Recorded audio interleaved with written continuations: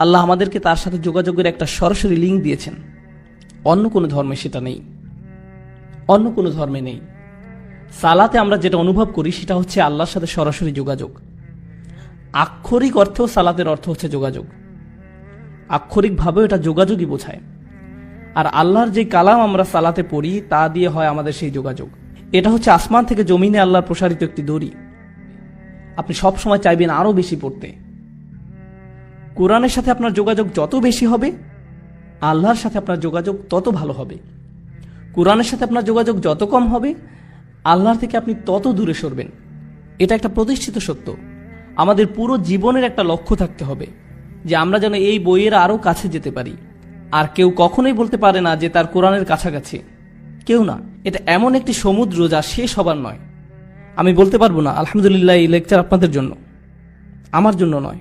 আসলে আগে আমার নিজের জন্যই, তারপরে আপনাদের জন্য বলছি আমি। কারণ আপনি যত গভীরে যাবেন যে আমি তো কিছুই জানি না, আমার আরো দরকার, আরো। এখন আসছে দোয়ার আয়াতটি, সুবহানাল্লাহ।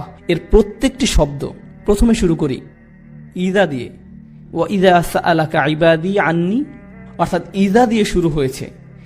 ইদা অনুবাদ করা হয় যখন। আরবি এবং ইংলিশ দুইটাতেই একটা পার্থক্য আছে, যখন এবং যদির মাঝে। আমি চাই যে আপনারা যখন এবং যদির পার্থক্যটা বুঝুন।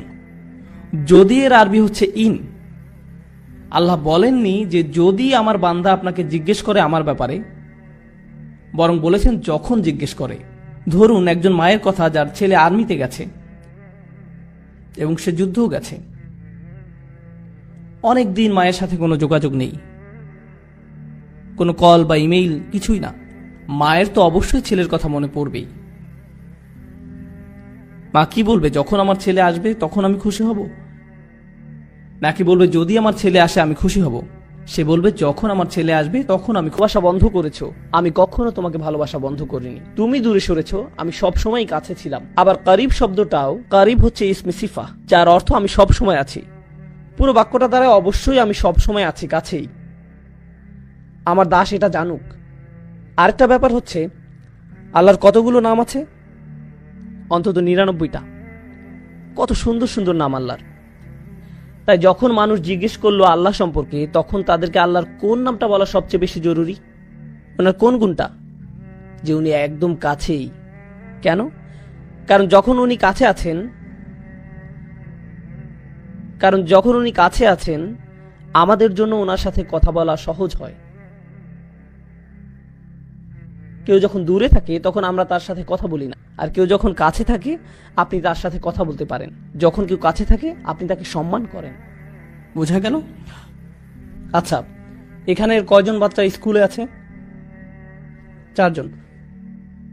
বাকিরা কি করে? আচ্ছা যাই হোক, যদি আপনি স্কুলে থাকেন আর টিচার ক্লাসরুমের বাইরে দিয়ে হেঁটে যায়, তখন কি আপনার আচরণে কোনো পরিবর্তন আসে নাকি আসে না? মিথ্যা বলবেন না, আপনি এখন মসজিদে আছেন। বাইরে গিয়ে মিথ্যা বলুন। না না, আমি জাস্ট মজা করলাম। যখন টিচার আপনার কাছে থাকে আপনার ব্যবহার একরকম হয়।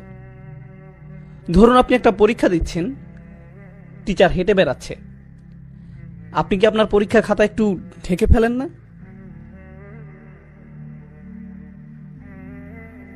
এমনকি ছায়া দেখলেও কেঁপে উঠেন। বিশেষত উনি যদি আপনার টেবিলে হাত রাখে আর আপনার খাতার দিকে তাকিয়ে একটু মালাকুল মাউত। আমি আমার স্টুডেন্টদের সাথে এরকম করি, কারণ আমি তাদেরকে মানসিকভাবে টর্চার করতে পছন্দ করি। এটাই টিচিং এর সবচেয়ে বড় মজা। আপনি তাদেরকে নিয়ে খেলতে পারেন। আল্লাহ বলছেন যদি আমার দাস আমার সম্পর্কে জানতে চায় তাহলে বলুন আমি একদমই কাছে আছি। কেউ যখন কাছে থাকে, আপনি যখন আশেপাশে পুলিশ অফিসার দেখেন আপনি অন্যরকম আচরণ করেন। আপনি যখন দেখেন আপনার বস পাশে আছে, যখন জানেন টিচার কাছে আছে, আপনি ভিন্ন আচরণ করেন। যখন আপনি দেখেন আপনার মা পাশে আছে, বন্ধুদের সাথে ভিন্নভাবে কথা বলেন। যখন সে অন্য রুমে যায় তখন হয়তো আপনি আপনার বন্ধুর মুখে ঘুষি মেরে দেন।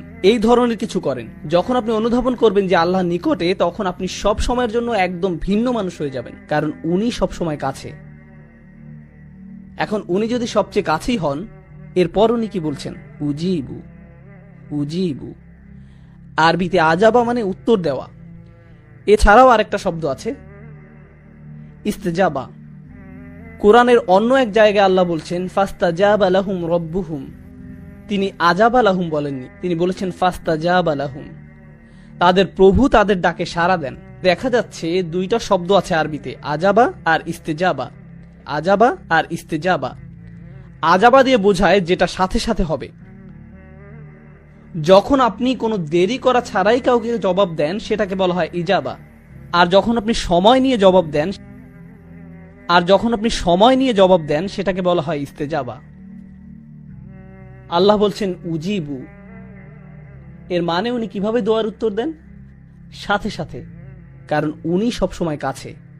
কেউ কেউ দোয়া করে আর বলে কখন আল্লাহ জবাব দিবেন, কখন আল্লাহ সাহায্য আসবে, আমি অসুস্থ, কখন আল্লাহ আমাকে সুস্থ করবেন, আমি চাকরি পাচ্ছি না, কখন আল্লাহ চাকরি দিবেন, আমার বিয়ে হচ্ছে না, কখন আল্লাহ আমার বিয়ে দিবেন, আমার মা একের পর এক বিয়ের প্রস্তাব নাকচ করছেন, কখন আল্লাহ তার অন্তরটা পরিবর্তন করবেন, এর নাক লম্বা, তার চোখ বেশি ছড়ানো, এ জানে না কিভাবে ঠিকমতো চা বানাতে হয়, এসব করে আমার বিয়ে হচ্ছে না, আমার মা সব নষ্ট করে দিচ্ছে, ইয়া আল্লাহ কেন আমার মা এরকম। আর আল্লাহ কি বলছেন? তিনি কখন সেটার জবাব দিবেন?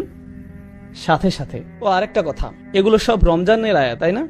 তাই আপনি যদি সত্যি সত্যি চান আল্লাহ সাথে সাথে আপনার দোয়ার জবাব দিবেন রমজানে, আর আপনি যদি চান যে আল্লাহ আপনার কাছে আসবেন, তাহলে আগে নিজে আল্লাহর কাছাকাছি হন, বেশি বেশি কোরআন পড়ুন আর তারপর দোয়া করুন। কোরআন পড়ুন আর দোয়া করুন। রমজানে আপনার এরকমটাই করা উচিত। যখন আপনি বেশি বেশি দোয়া করা শুরু করবেন, তখন রমজান মাসটা উপভোগ করা শুরু করবেন। রমজানের আনন্দটাই হচ্ছে দোয়ার মাঝে। অর্থাৎ উনি বলছেন উজিবু, আমি জবাব, তারপর উনি বলছেন দাওয়াতা দাই। কি শক্তিশালী শব্দ চয়ন। পূর্বে বলেছিলাম কোরআন মজিদে আমি কখন ব্যবহার করা হয়, মনে আছে?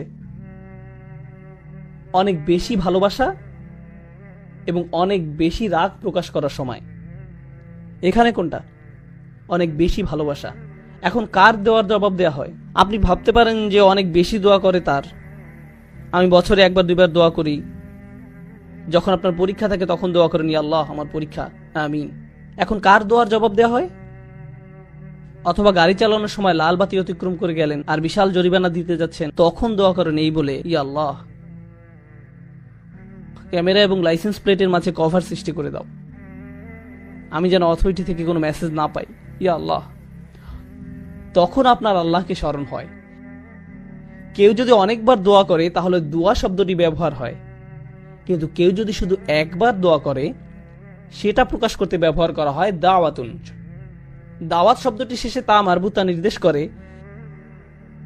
যে এটা একমাত্র একবার ঘটে। যেমন দরাবায়ের অর্থ হলো প্রহার করা, কিন্তু দরাবাত মানে একবার প্রহার করা। আকালা মানে খাবার, কিন্তু আকালা অর্থ একবারের খাবার। তা মারবুতা এটাকে একবারের জন্য বানিয়ে দেয়। আল্লাহ বলছেন দাওয়াত দাই, প্রার্থনাকারীর একবারের প্রার্থনাতেও আমি সাড়া। লোকটি মাত্র একবারই দোয়া করলো, আল্লাহ বললেন না যে সারা বছর কোথায় ছিলে, তুমি জীবনে কখনো সালাত করনি, মাত্র একবার দোয়া করলে ফাইন্নী করিব, ভুলে যাও যে তোমার ডাকে সাড়া দিব। আপনি যদি কোনো অফিসের কর্মচারী হন আর বছরে মাত্র একবার অফিসের নিজের চেহারা দেখালেন, আপনার চাকরি থাকবে না। তারা বলবে কি আপনি? আমি এখানে চাকরি করি। কখন? আমি গত বছর চাকরি পেয়েছি।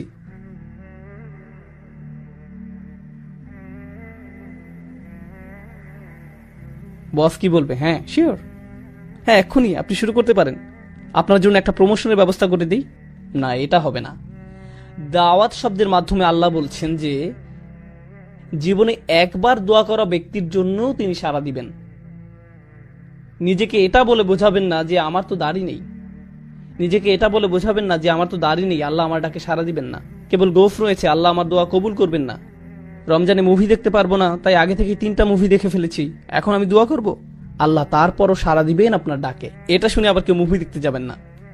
কখনো মনে করবেন না যে আল্লাহ আপনার দোয়ায় সাড়া দিবেন না। এবার আপনি বলতে পারেন আচ্ছা লোকটি একটি দোয়াই করেছে, কিন্তু হতে পারে যে সে একজন খুব ভালো মানুষ, হতে পারে যে সে একজন সালেহ, একজন মুমিন হতে পারে, তার অনেক তাকওয়া আছে, কিংবা তার ইলম বেশি। এও হতে পারে যে সে তওবা করেছে। উজিবুদ দাওয়াত দাই, আমি তার আহ্বানে সাড়া দেই যে তওবা করে। আল্লাহ তা বলেননি, তিনি বলেছেন আমি সেই মানুষটিকে সাড়া দেই, দাওয়া তার একটি দোয়াতেই সাড়া দেই। আর দা যে ডেকেছে, এই মানুষটির উদাহরণ কিরূপ? সে কি করেছে? সে ডেকেছে। অন্য কথায় আল্লাহ কি তার কাছ থেকে অন্য কোনো গুণ আশা করেছেন? তিনি কি বলেছেন দাওয়াতুল মুসাল্লি, দাওয়াতুল মুত্তাকি, দাওয়াতুল মুমিন? না। তিনি বলেননি যে আপনার তাকওয়া থাকতে হবে, আপনার ঈমান থাকতে হবে, বলেননি আপনার ইলম থাকতে হবে, এই দোয়ায় বলেননি। কেন? কারণ আল্লাহ এখানে সেই সব মানুষের সাথে কথা বলছেন যারা আল্লাহ থেকে বহু দূরে চলে গেছে, এবং তিনি প্রথমেই তাদের বলছেন যে